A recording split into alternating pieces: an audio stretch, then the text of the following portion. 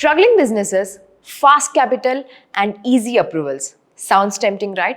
But behind those high interest loans lies a trap that can bring down a business both big and small.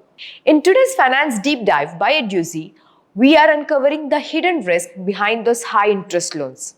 Whether you're a finance student, an entrepreneur, or a working professional aiming to shift to credit analyst, then this is your guide to understand how debt decisions can break or make a business. Let's face it, not all businesses can get access to loans from big banks at attractive rates.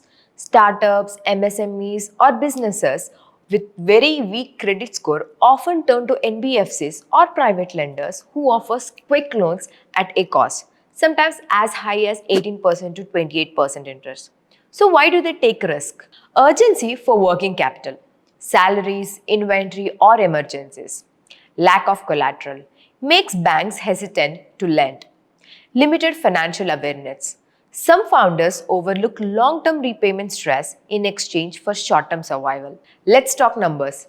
A 10 lakh loan with 24% means you are paying 2.4 lakh a year, excluding all the penalties and processing fee. With compounding interest, that debt can balloon fast. Many of the companies underestimate this and fall into debt spiral. A small case study for your reference. A textile startup borrowed 15 lakh at 26% to fulfill a large order.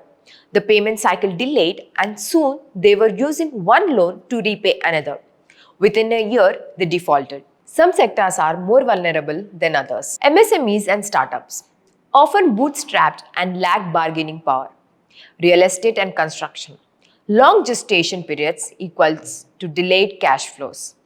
Retail and e-commerce. Short-term loans for stock procurement can backfire during slow sales periods. Here's how credit analysts assess whether a loan is viable or a potential trap. Few metrics to include. Interest coverage ratio. Can the business cover interest from its earnings? Debt to equity ratio. Is the debt proportion too high? Loan covenants. Are there hidden clauses like penalties, collateral seizure terms, or limits on further borrowing? Beware of loan stacking. Taking multiple high-interest loans without a repayment plan.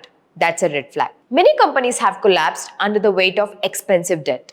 Infrastructure startups during COVID, over-leveraged retail brands, small manufacturers who took informal loans from private lenders. But there are success stories too. A logistic company negotiated with their lender, restructured their loan, and took in equity investments instead of debt, keeping their operations afloat. Before you sign that loan agreement, always explore these smarter alternatives. Structure financing. Equity funding dilutes ownership but saves interest burden. Term loan negotiations. Always negotiate your terms. Quick tip.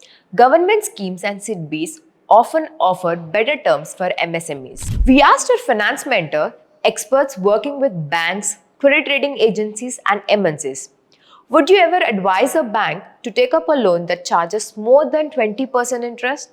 Their answer, only if the returns significantly exceed the cost and the risk is fully accounted for. Can you restructure a high-interest loan after taking it? Yes, but it depends on lender flexibility and your repayment record. High-interest loans are not evil, but they are dangerous when misused. Understanding financial ratios, assessing the repayment ability, and exploring funding alternatives. That's where a credit analyst brings values. At Eduzi Academy, we prepare our professionals to make these assessments with precision and confidence. Want to learn more? Check out our corporate credit analyst program with real case studies, mentor support, and career assistance.